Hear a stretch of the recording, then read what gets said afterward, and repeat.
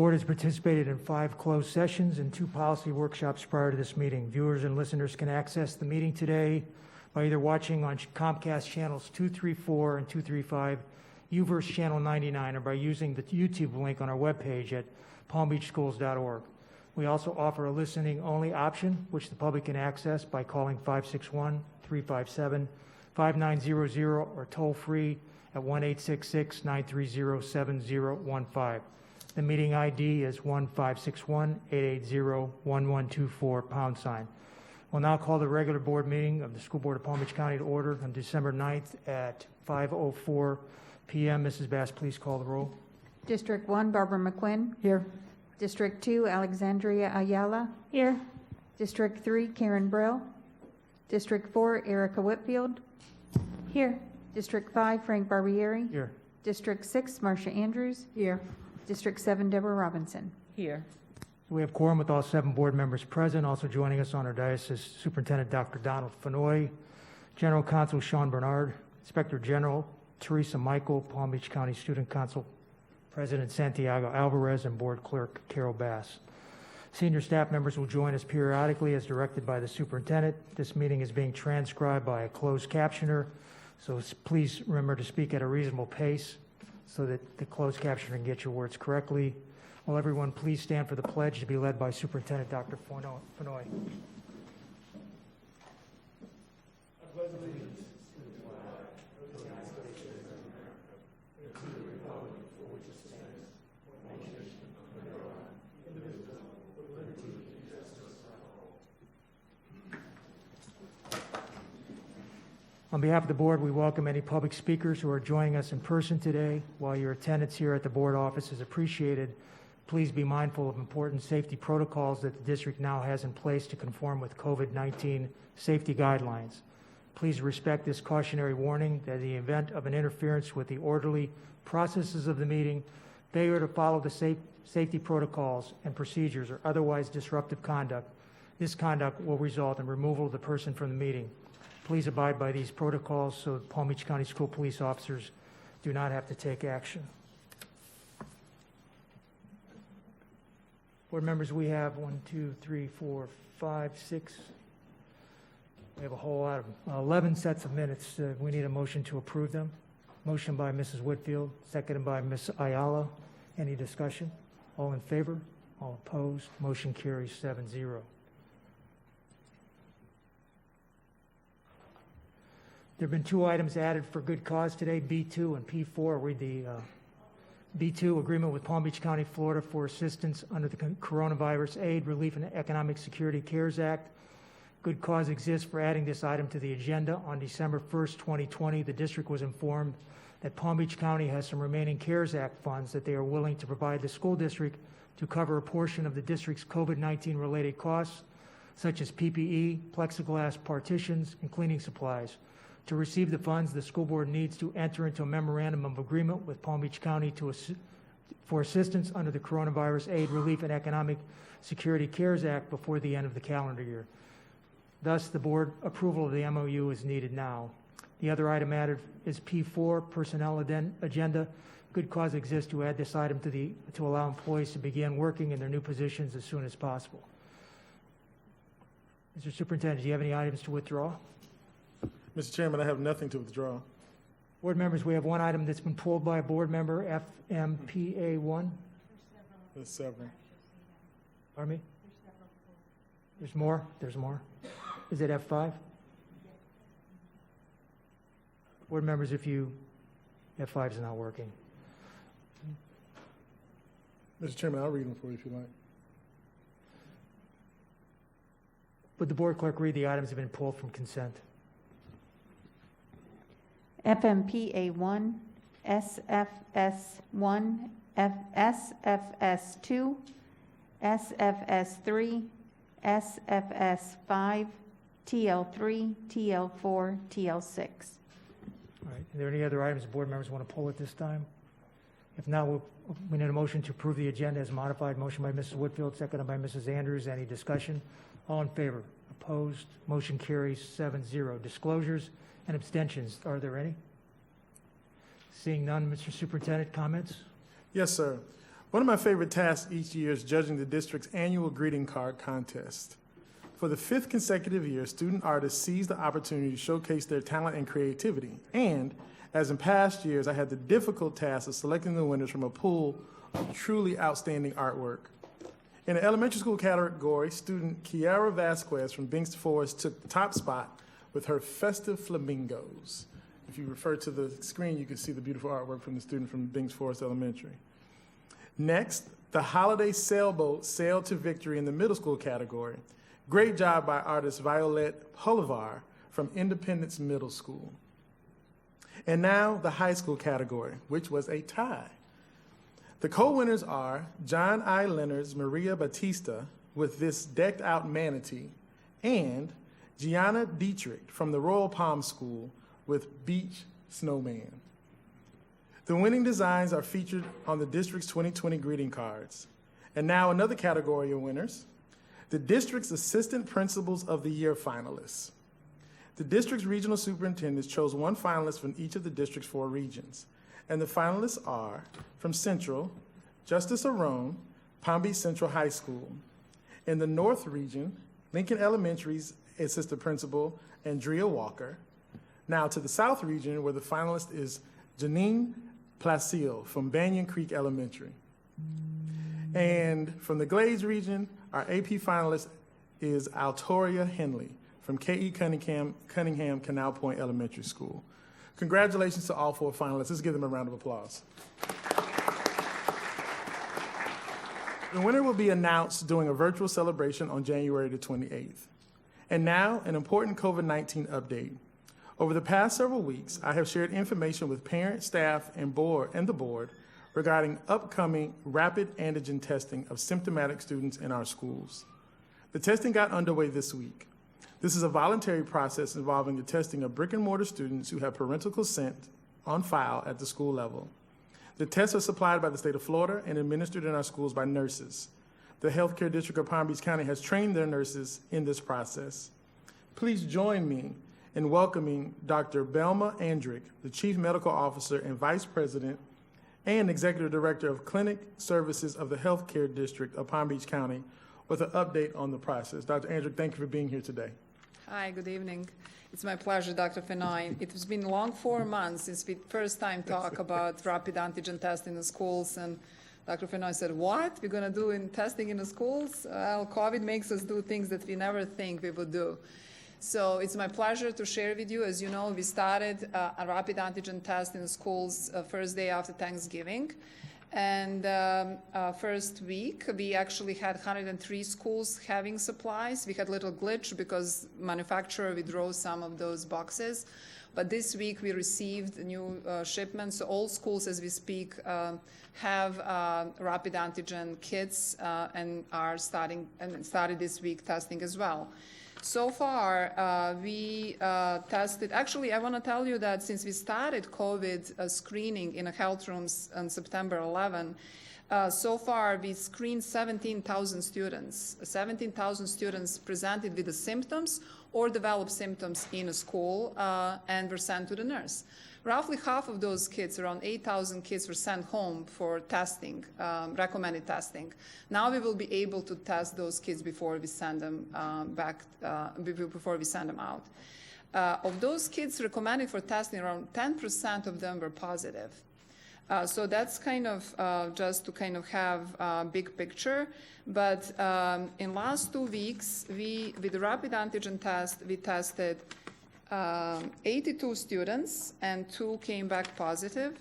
And as many of you know, Healthcare District and School District has actually now MOU that we test screen teachers in the school who develop symptoms while in the school, and we also test them. Among teachers perform tests for the first 2 weeks since we are doing testing. We performed 32 tests, and 4 teachers came back positive. So as a procedure, everybody who presents in a health room has symptoms. So all of those kids are sent home, but they are sent home for those that have consent and test was performed with results of test. At the present time, we defer them to their primary care provider to see if the further testing and clinical assessment is necessary. but we are pretty confident that this test will fulfill role of test that we envision before we even start talking about test, and that is a public health role of a test. So I know there is a lot of questions about accuracy of this test, and before we go a little bit in that, I just wanted to kind of share with you that current approach in medical approach in differentiating those two tests, like antigen versus PCR, that many call standard of test, is actually difference is that one test, rapid antigen test, is considered public health test, versus another one, PCR test, is considered medical test.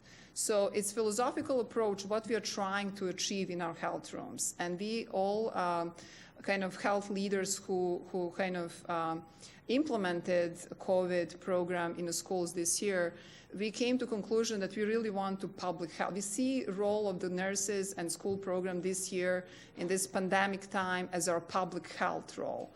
And when I'm saying that, if we assume that we really have a public health role and not a medical role, by that we know that we want to identify kids that can transmit, or teachers or staff, school-based staff, who can transmit illness. So our goal is that we identify people early in infection while they can transmit illness to others. Medical role is to diagnose COVID. We are not here to diagnose COVID. We are kind of, in essence, if you wish, trying to diagnose infectability or transmittability or contagiousness of the student and to isolate them quickly so they cannot spread illness to others.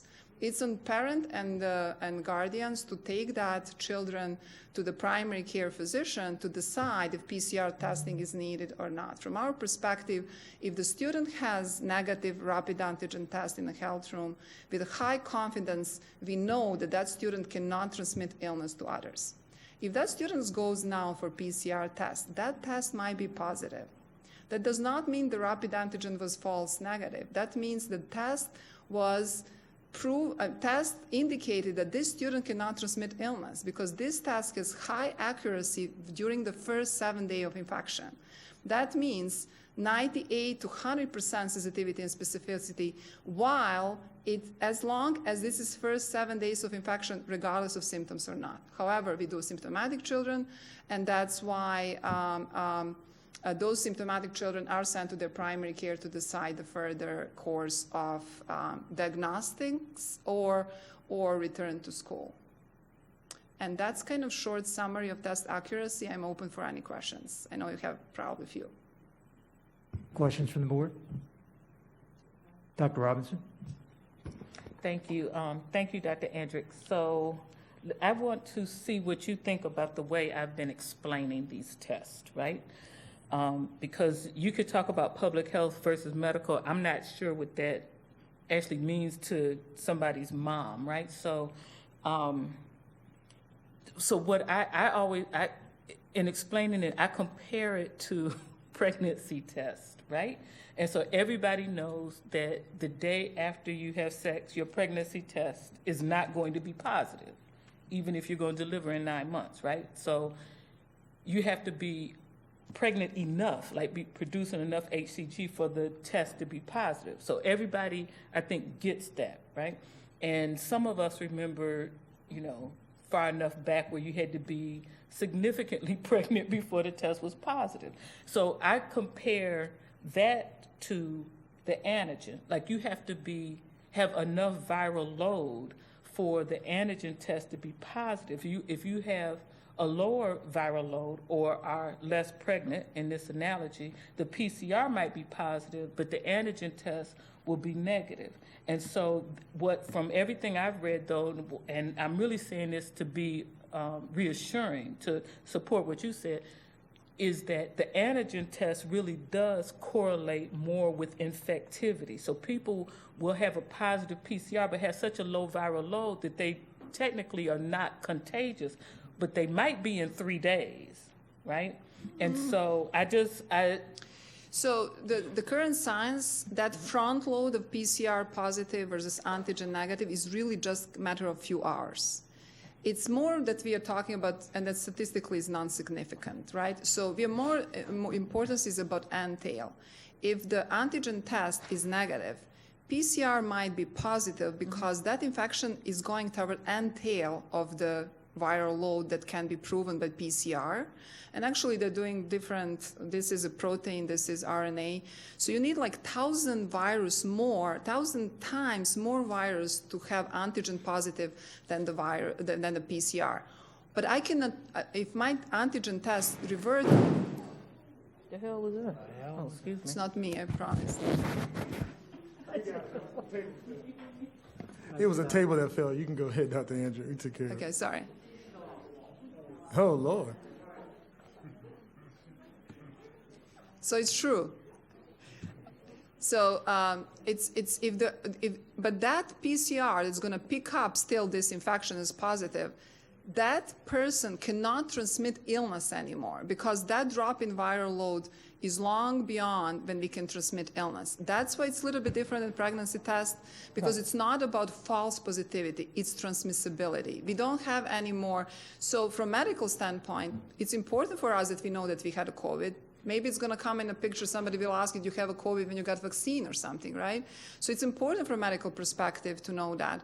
But from the public health perspective, that person who had negative antigen test cannot transmit illness anymore when the PCR is still positive and antigen test was negative, if that makes sense. Yeah, but I need to follow up. So, but there's a period of time at the beginning. It's only a couple of matter hours, according to current science. So It's a couple of what? few hours when the PCR will pick up before antigen picks up. But if somebody already develops symptoms, and because in the schools we do only symptomatic children, it's considered it's beyond those few hours when the antigen test will not be positive and PCR would be positive. So then front load of the test is very short period of time versus the end tail of PCR can be weeks when antigen convert to negative.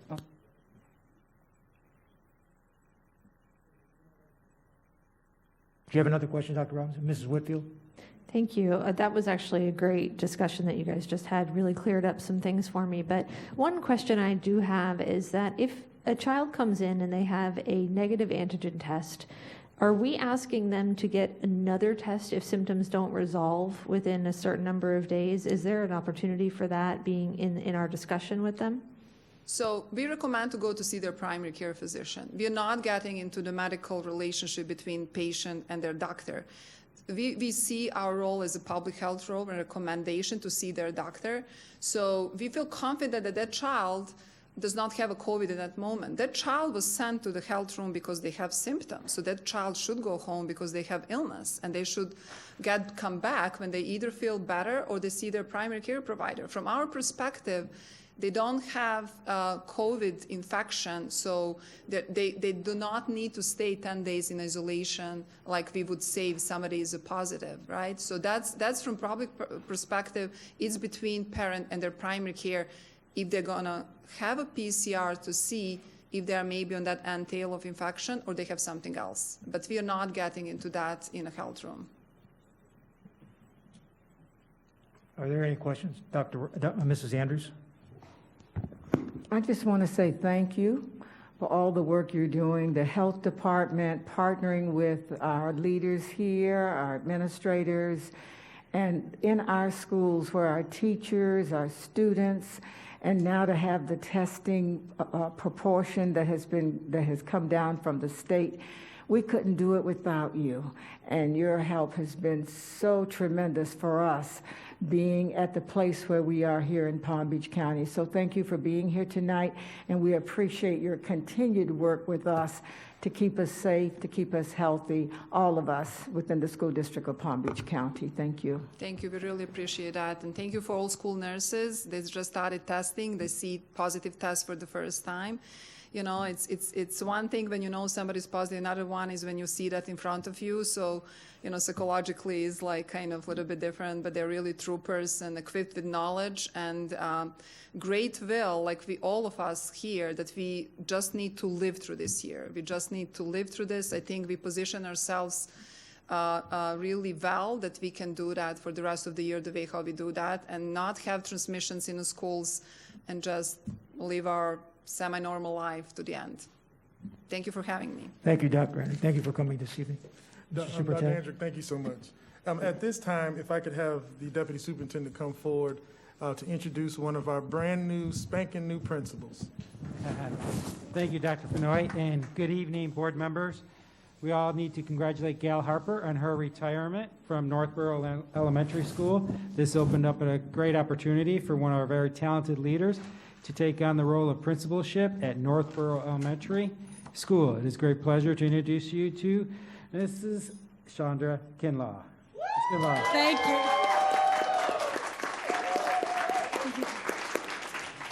Thank you. Good evening, Chairman Frank Barbieri, Vice Chairman Karen Brill, board members, Superintendent Donald Fenoy, and Deputy Superintendent Keith Oswald. I stand before you today humbled and extremely grateful for this opportunity to become the new principal at Northboro Elementary School. Most importantly, I am so grateful to God for allowing my dream to manifest. I remember like it was yesterday as I was walking home as a 5th grade student attending Spady Elementary. I was so excited about all that I had accomplished in elementary school and how I was moving on to middle school. I began to speak life over myself and to my cousin and friends that I was walking home with. I told them I was going to graduate high school and then go on to college to become a teacher, an assistant principal, then one day I was going to become a principal. Well, I did go off to college. I became a teacher, an assistant principal, and now I am a principal.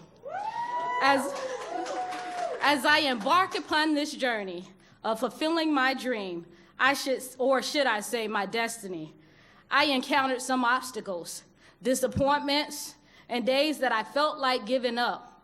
However, I kept striving, building my capacity, and started encouraging myself. How many of you know that living in these times that we're living in, that sometimes we have to encourage our own self? So I dust myself off. I got back up again because I had a dream that just wouldn't die. I knew that if I gave up in the midst of adversity, then my strength was small. Currently, there is no doubt in my mind that the best is still yet to come as to what I will achieve. As I continued to serve in the capacity I was in, I am grateful for the encouragement that I received from others. I would like to thank Regional Superintendent Dr. Camille Long for the opportunity to work under your tutorage. I have learned so much. I have become wiser, stronger, and better. Instructional Superintendent Maria Bishop for seeing the gift and talents in me and allowing me the freedom to operate in them by supporting your portfolio. Thank you to all the principals in the North Region Elementary 1 portfolio that have encouraged me, given me insight, and supported me. I am looking forward to continuing to work with all of you and learning from all of you. To my family, will you please stand? I think I have family on both sides.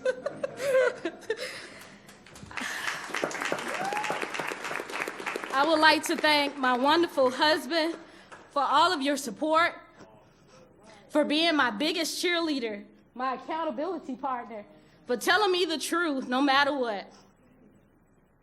I would like to thank my parents, my grandmother, my sister for showing me, and my aunt, all the value of hard work and for supporting me in all my endeavors.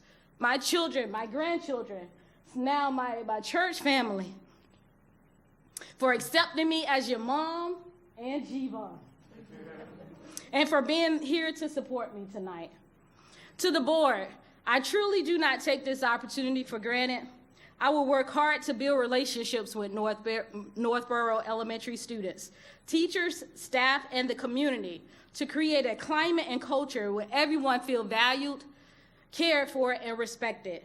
I will do whatever it takes to ensure students feel like when they come to Northboro Elementary, that it feels like a home away from home.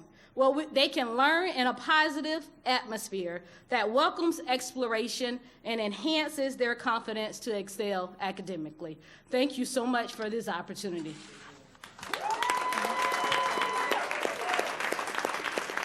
Congratulations, Principal Kinlaw. Congratulations. Mr. Superintendent. Mr. Chairman, that concludes my comments for the evening. Thank you. Board member comments, Ms. McQuinn? Oh, Yes, Board thank- members, I just want to remind all of you what we agreed to last Friday. 4 minutes. Mark, you want to put the clock up, please? Okay, let me get started. Go ahead. I actually have two things tonight. One, I would like to recognize, many of you might have seen it in this morning's newspaper, but the retirement from Jupiter High School, and it was, he knew he was retiring before COVID. Mike Fleming taught 37 years with Palm Beach County Schools. I got to know him because I served with his wife, Sandra, on the Families First board. And we were so looking forward to his retirement celebration, which we know could not happen post-COVID. But he taught history. He was born in West Palm Beach. He went away, I don't remember what college, but he came back and at 21 years old started teaching and coaching at Forest Hill High, where he graduated.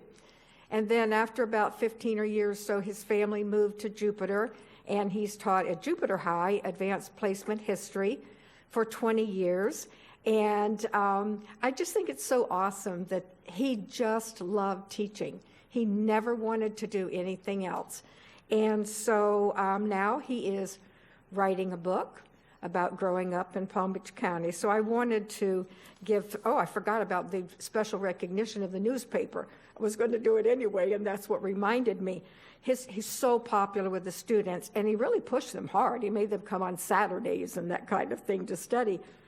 But they adored him. So through contacts, he actually on September 1st had a flag flown at the U.S. Capitol honoring him for 24 hours on September 1st. So got letters from 3 former presidents. So that's the kind of teacher we have in Palm Beach County, and that is so very cool. Congratulations on retirement. His wife won't let him stop. He'll be volunteering all the time anyway. And then also, I know that I think that Mrs. Brill will elaborate on my comments right now, but most of us are aware that Hanukkah begins tomorrow evening, and the first of the menorah candles will be lit. And I specifically wanted to address this because we know that Hanukkah, being the Festival of Lights, 2020 has had some dark times. And as I read, reviewing the celebrations and the remembrances that families have over Hanukkah, 2 of those messages of peace and understanding, I think, are so applicable to all of us as we close out 2020 very soon. Happy Hanukkah. Thank you, Ms. McQuinn. Ms. Ayala? Thank you, Mr. Chairman.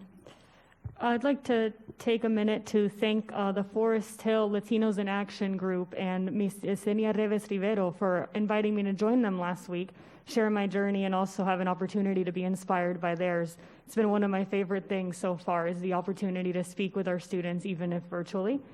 I'd also like to give a shout out to the Great Futures Club at my alma mater, John I. Leonard High School. It's a Boys and Girls Club organization, and they invited me and my friend and another great community leader, Juan Orellana, of Upcycle West Palm, to join them as John I. Leonard alumni and share our journey. And they inspired me so much. It's great to see that even almost 10 years out, there's still amazing things happening in those hallways. Over on the weekend, on Saturday morning, the city of West Palm Beach held a Racial and Ethnic Equality Action Summit virtually on Saturday morning, and I'd like to thank Mayor James for creating the Racial and Ethnic Equality Task Force in the first place. I believe this was a really critical first step in beginning the work of addressing the inequities that exist in our community, and most importantly, those that affect our students and their success. I believe I saw Dr. Robinson on, so I hope that those who participated got as much out of it as I did, and I look forward to learning more, serving as co-chair of the Education and Workforce Development Subcommittee, and I invite our community to join along with us and share every step of the way. You can learn more at WPBEqualityTaskForce.org and follow along with what we're doing and give your input. And finally, I'd like to share that the Florida Association of Latino Administrators and Superintendents has put together a webinar to discuss how to shatter inequities and promote racial justice. I was invited to participate as a panelist, and I would love to have all of you join us as well. It's going to be taking place tomorrow, December 10th at 4:30 p.m., and the registration is online. It will be over Zoom, and it can be found on my board member Facebook page for those interested. Thank you. Thank you, Ms. Ayala. Mrs. Whitfield. Thank you so much. There's been a lot of exciting things that have happened in the last week that I wanted to share. Just 2 items of things that that I have had the opportunity to participate in and coordinate. So the first that I really want to talk about, I'm so excited. Judge Samantha Fura and I have, for the last few years, been doing these ethical governance days at our high schools. We've done about 5 now. Last week we just did one at Suncoast Community High School. It was absolutely wonderful.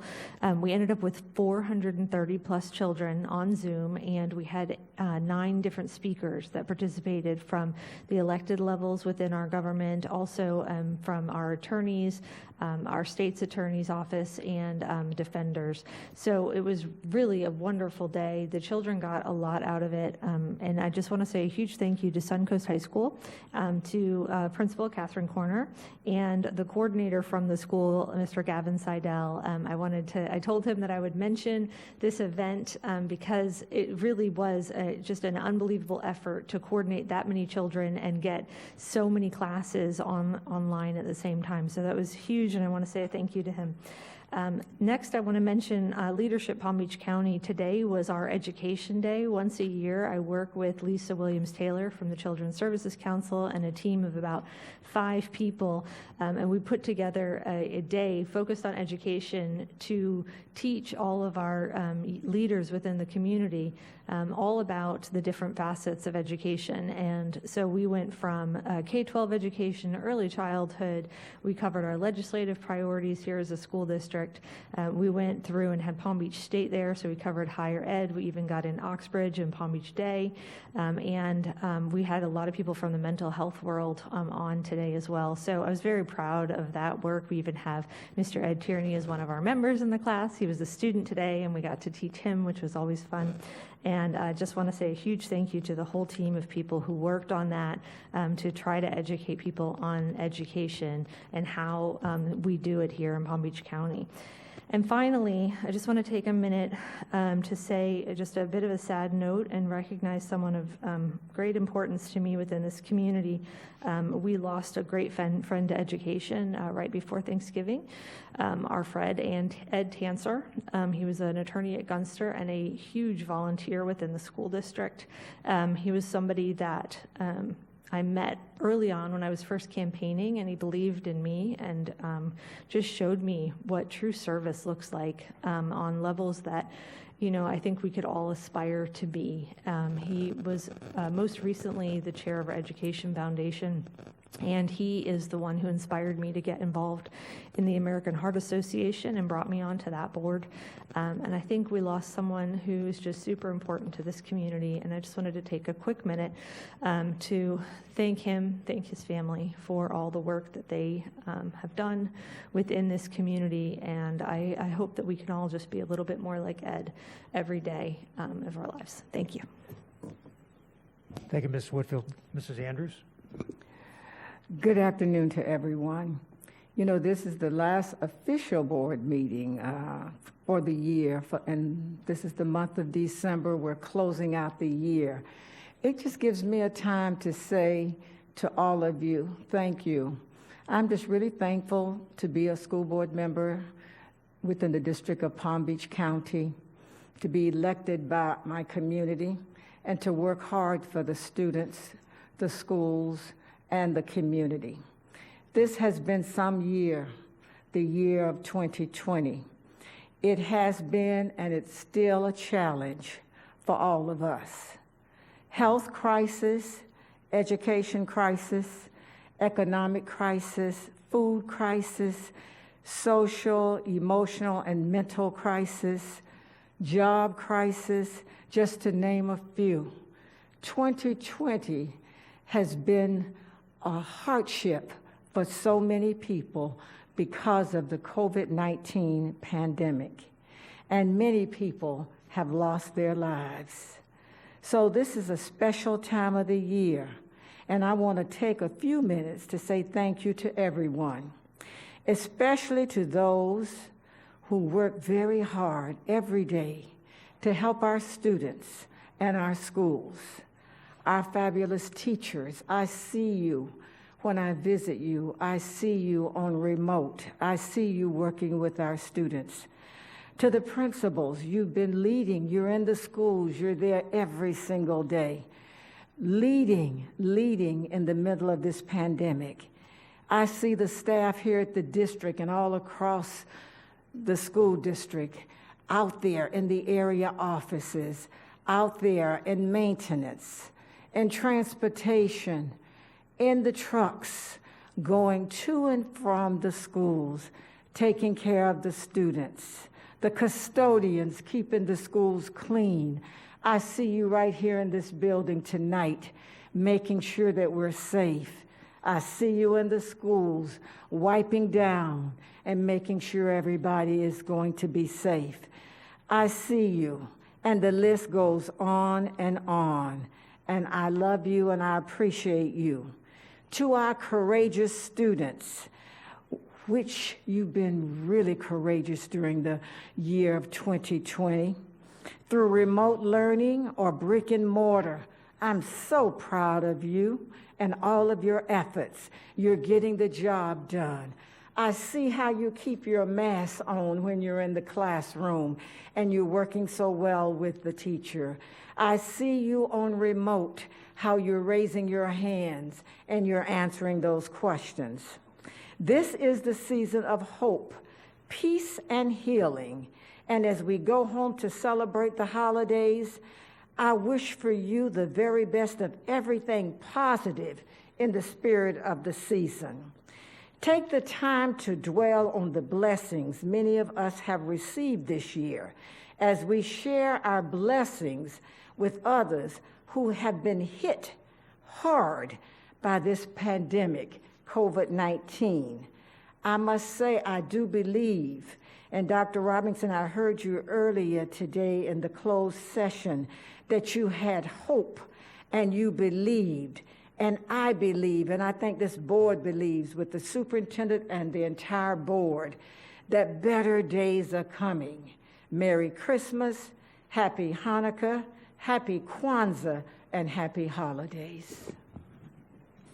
Thank you, Mrs. Andrews. Dr. Robinson? Thank you. So I had planned to present to you some additional data today, but I've been unable to verify the data to my satisfaction, so you will have a reprieve from the data presentation. I decided I wanted to talk about Kwanzaa, and so I went back in my notes to cheat, and so I found where I discussed Kwanzaa in 2014, December 17th, 2014, in fact. And so some of the preliminary comments actually are appropriate today, and so I'm going to go back in time and amend it just a little bit, but start with Merry, Happy, Happy. So this is my favorite time of year. I'm filled with anticipation that the holidays bring families joyously together as we plan for a brighter tomorrow. Okay, that was 2014. We have to come together differently in 2020 for the holidays, right? Because we must remain safe. So my hope is that 2021 will be way, way, way better than 2020. Now, the Black History lesson from that day started with a compare and contrast exercise. The New York Times Learning Network had a lesson dated August 29th of 2005 entitled How Photos Became Iconic for the Civil Rights Movement. The lesson discussed the lynching of Emmett Till and the photos of him that changed the trajectory of the Civil Rights Movement after their national publication in Jet magazine. So I pray that we are witnessing another shift in the trajectory towards progress, towards social justice. The fact that Emmett Till's name was not the first nor the last of the horribly long list of premature deaths of African men in this country bears witness to the fact that some things have not changed. So substitute Mr. George Floyd's name. But some things have changed since Emmett Till. Cameras and video recorders and social media. I also applauded 6 years ago my youthful colleagues. The Wednesday prior to that board meeting at 3 p.m., thousands of medical students across the nation staged die-ins in protest. That protest was called White Coats for Black Lives, and I applauded my young physicians in the making then. I applaud them now. And lastly, I want to remind you of Kwanzaa. So I won't tell you all of it because Mr. Barbieri is going to get all twisted up at the ding. So the 7 days of Kwanzaa are called the Nguzo Saba. Day 1 is Umoja, which means unity. Kujijakalia, I'm messing it all up, is self-determination. Ugima, collective work and responsibility. Ujama, cooperative economics. Nia, or purpose. Kuumba, creativity. Imani, faith.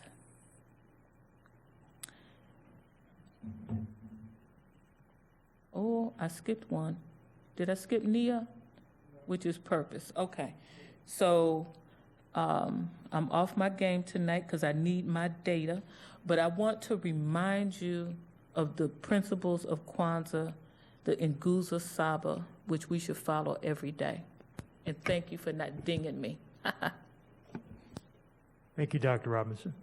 Ms. Brill? Thank you. So tonight I was going to talk about 6 of the items on our consent agenda, but one of my colleagues pulled 5 of them. So I won't comment on them at this point. But I do want to acknowledge that on our consent agenda, there is an item to receive and accept from the Economic Council of Palm Beach County Foundation a donation of $26,565 to pay off student negative meal account balances. And so I just want to say thank you to the Economic Council Foundation for their generosity in assisting these students and their families.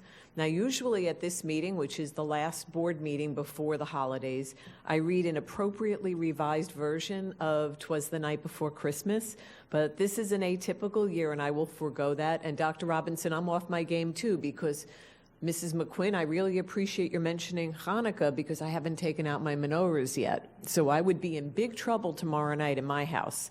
But I do want to wish everybody a happy and a safe holiday season. I know that all of us are full of hope for a better year ahead. So stay safe, enjoy, and we look forward to seeing you in the new year. Vice Chairwoman Brill, I'm kind of happy that you're not going to read that poem again this year. Board members, I've attached my report to the agenda. The only thing I'd like to say is I want to thank 2 principals that I visited yesterday in the Glades area, Mr. Denard and his assistant principal, Mr. Lawson. Great people, had a lot of nice things to say about the kids there, and I could tell they were very dedicated administrators. So thank them for taking the time to walk me through the school. I met some great teachers there. That we have some great teachers at Pahokee High School, so I want to thank those teachers also for showing me what they do in their classrooms. I also made an unexpected stop because I was out there, and as all of you know, it takes forever to get there. So I was passing Pahokee Elementary, and so I just thought, okay, I stopped. Usually I'll let the principal know ahead of time so I'm sure that she was wondering why the board chairman was stopping at her school without any announcement. So, but she was very sociable and, invited me into her office and spent a few minutes with me. So thank you, Dr. Abrams, for allowing me to make an unexpected visit at your school and being so nice about it when I got there, and I know I interrupted one of your meetings. The other thing that we typically do during this part of the meeting is recognize any employees who have passed away. So we have one this evening, Troy Stone. At least we have one this evening that's on on our list. I'm sure the other ones that have passed away recently we've heard about will be coming up on the next agenda. Troy Stone, a teacher, secondary social science at Jupiter High School. He was born August 17, 1970, and died August 31st, 2020. If we could take a moment of silence for Mr. Stone and his family.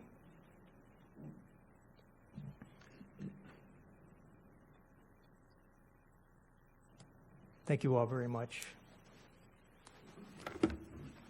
Palm Beach County Student Council President Santiago Alvarez, you have a report for us this evening? Thank you.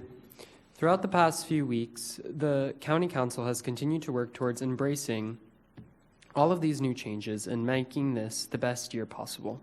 Student governments across the county are now planning holiday-related virtual spirit weeks, food and tour drives for children and families in need, and working on projects such as Secret Santa and virtual holiday dinners. While we are in such an unprecedented time, the holidays are truly what brings us together. Making the best of these situations and giving back to our communities is truly the meaning of leadership. Additionally, student leaders have continued to keep all our students informed on school-run social media accounts. They have been providing up-to-date information about school events, sports, and college and career information. The senior class executive boards across the county are continuing to plan and organize special events and order shirts for their classes while following CDC guidelines. I would like to personally thank the rest of the board and Ms. Verticus for an amazing conversation and learning experience during our workshop on December 4th. As we continue our work as a board, let us remember that the issue of racial equity has to be at the top of our list, and that the only way to make these opportunities and situations better for our students is by making them a priority. As for the student and teacher voice in these matters, I would like to further discuss with the board the opportunity to make it available for students and teachers and staff across the county to speak up and inform the school board on their everyday lived experiences. My solution to this issue would be to possibly create a committee or subcommittee which would allow for schools to send student representatives and teachers to inform the school board on matters on which have a direct impact on them. As I have said before, I love my job and am honored to represent all the students in our school district. However, I am only one student, and it is certainly important to include more perspectives when it comes to making informed decisions on our students and the schools. As always, I would like to thank everyone on this board for your efforts to better our education opportunities and for making our students and teachers your first priority. I wish everyone a very safe, happy, and healthy holiday season and a very happy new year. Thank you. Thank you, President Alvarez. I just want to remind you tonight when we're discussing the items that we're going to be discussing under the agenda, you certainly have the opportunity to weigh in at any time, just like the other board members. Thank you. You're welcome. We have one committee report that's attached. It's the Independent Referendum Oversight Committee. I believe that's the only report we have this evening from committees, which would take us to elected officials and delegates. And we have two this evening, the president of our Education Foundation, President Gavrilos, and president of the Palm Beach County PTA, President Fellman. Would you please come up to the podium? Good evening, Chairman Barbieri, Superintendent Fenoy. In the interest of keeping peace, Dr. Fenoy, if I can recommend a compromise, if Mr. Barbieri gets to wear his green Christmas suit, Ms. Brill gets to read her Christmas poem. I appreciate Ms. Andrews' use of the word crisis when you talked about the various challenges that have been faced this year. As some of you know, I love languages, and in the Chinese language, the characters in Mandarin, the character for crisis is actually the combination of two separate characters, the combination for danger and opportunity. And I think the challenges we have faced are precisely that. They have been a danger, but they've been an opportunity. And your Education Foundation has seized this opportunity and has morphed into something very, very new. I'm going to just speak about two areas tonight. One, our signature program, our Red Apple Supplies. We've talked about the transition in the past few months, so I'm not going to really belabor that point. What I would share with you is that I'm happy to tell you that our truck is on order and en route. Within about 30 to 60 days, we'll be receiving delivery of a new box truck. As you know, Red Apple Supplies has shifted entirely to an online on-the-move system of ordering and delivery. We know that our teachers simply can't come because of social distancing and all the other things going on in their life, and we have pivoted to make sure that we can get them the supplies they need. And so we'll have a truck, thanks to the Batchelor Foundation, the Frederick DeLuca Foundation, and Bank of America. When we receive the truck and get it properly wrapped, we will have a dedication, and you'll all be invited, but we will begin then delivering to each of the schools that order supplies. Also at Red Apple, we now have 3 separate STEM sections, thanks to LexisNexis, Carrier, and Aerojet Rocketdyne, who recently dedicated their STEM section. So our teachers, when they come to Red Apple, are able to get science kits to really encourage our young people to look at careers in the hard sciences. Speaking of Carrier, the second thing I would talk about tonight, their $30,000 contribution to enhance the Royal Palm Beach High School HVAC program. Next Wednesday at 3 p.m., I'm personally going to deliver to Royal Palm a 2-ton Carrier unit and a 2-ton Carrier-mounted air handler, giving the young people in that career academy the latest equipment to train on. When these young people graduate from this 4-year academy at Royal Palm Beach High School, they will be career ready, which ultimately is the goal of education. And we want to thank Carrier Corporation, certainly Dr. Armas and the entire team over there at Royal Palm Beach for the enhancement of the HVAC program. I am going to take the last of my minute here, and I thank Ms. Whitfield for your comments. As you know, the Education Foundation took a huge hit 2 weeks ago with the passing of Ed Tanser. Ed Tanser was a legend in Palm Beach County, a graduate of C.O. Taylor Kirklane. He was part of the first class there. Mr. Taylor was his principal, a graduate of Coniston and ultimately John I. Leonard. Ed Tanser came back to our community and spent his life making this community better. His proudest moment was sponsoring the Winter Scholarship at C.O. Taylor Kirklane. As a board chairman, I've worked closely with Mr. Tanser for 4 years. You can imagine all the pictures we've taken together. The one picture he asked me for was the picture of him standing next to Clifford Taylor at the Winter Scholarship and how meaningful that was to him. Ed became a verb in this community. You had been Tansered. When somebody was called by Ed and within a few minutes they were on the board of the American Heart Association or co-sponsoring a lunch or helping the Education Foundation. It's a personal hit for all of us, for me in particular. Some may question the wisdom of some of Ed's decisions because he was the chairman who hired me. His presence will be missed by this school district, by the Education Foundation, and all of Palm Beach County. May his memory indeed be a blessing to all. Mr. Chairman, that's all I have tonight. Thank you, President Gavrilos. And since my wife has become a great baker in their spare time now that she's home all the time, I'll wear that ridiculous jacket next week, assuming it fits, because I'm not sure I can still get in. Definitely the pants are gone. It's just like there's no way those are going to work. But we'll see what happens next week. The other elected official or delegate is Laura Feldman, President of Palm Beach County CTA, and it's not CTA, the Palm Beach County PTA, and it's recorded. So would the IT department please play that recorded statement? Good evening. This is Laura Feldman. I'm speaking to you as President of Palm Beach County Council of PTAs, PTSAs, and I want to wish everyone a happy holidays and a happy upcoming New Year, and to thank all the teachers and staff and students and families for doing what they can to keep our community safe and healthy. On an upcoming note, I wanted to remind our families that the upcoming deadline for the submissions to the Reflections Art Competition is due to the County Council on December 18th. For more information, please contact by email Michelle Gunning at reflections.pbccpta@gmail.com. Thank you very much, and again, hope everyone has a safe and healthy winter vacation and New Year.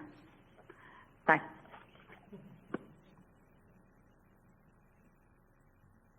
Board members, at this time, if you'd like to pull any other consent items off the